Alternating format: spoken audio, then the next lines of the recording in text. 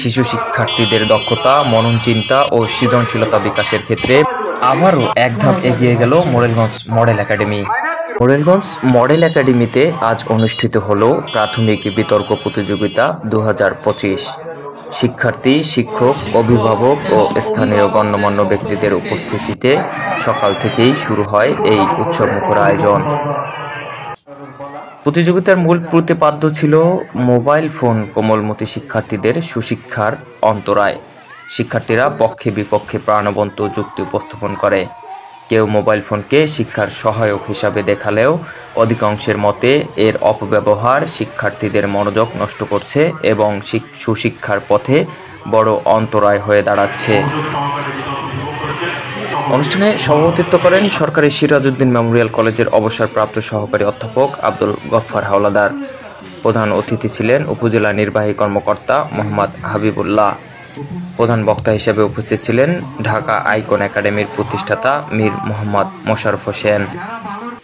বিচারকের দায়িত্ব পালন করেন যশোর বিজ্ঞান ও প্রযুক্তি বিশ্ববিদ্যালয়ের সহকারী অধ্যাপক ডক্টর ফারহানা ইয়াসমিন এবং ঢাকা ব্রাইট স্কুল অ্যান্ড কলেজের সিনিয়র শিক্ষক SM মহিদুল ইসলাম।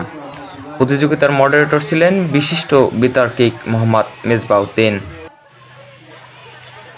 শিক্ষার্থীরা নিজেদের যুক্তি উপস্থাপন করে আলোচনায় অংশ নেয় এবং দর্শকদের মনোযোগ আকর্ষণ করে। পক্ষে বিপক্ষে আলোচনার মাধ্যমে শিশুদের যুক্তিবাদী মনোভাব, আত্মবিশ্বাস এবং সুন্দরভাবে মতপ্রকাশের দক্ষতা বৃদ্ধি পায়। প্রতিযোগিতার শেষে বিজয়ীদের হাতে পুরস্কার তুলে দেওয়া হয়। সেরা বক্তা নির্বাচিত হন বিপক্ষ দলের নেত্রী লাবণ্য রায়।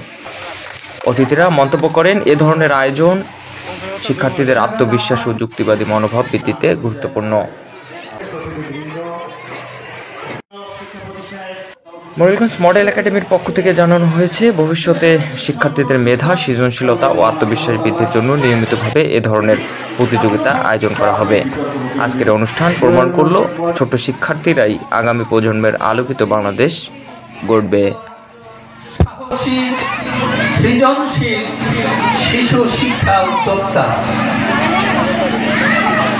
তার শিক্ষা প্রতিষ্ঠান আইকন একাডেমির বেশ কয়েকটি ব্রাঞ্চ রয়েছে। সুযোগ্য শিষ্য আমাদের এই অত্র প্রতিষ্ঠানের পরিচালক ও প্রতিষ্ঠাতা হিসেবেই দেখি না, আসলে তিনি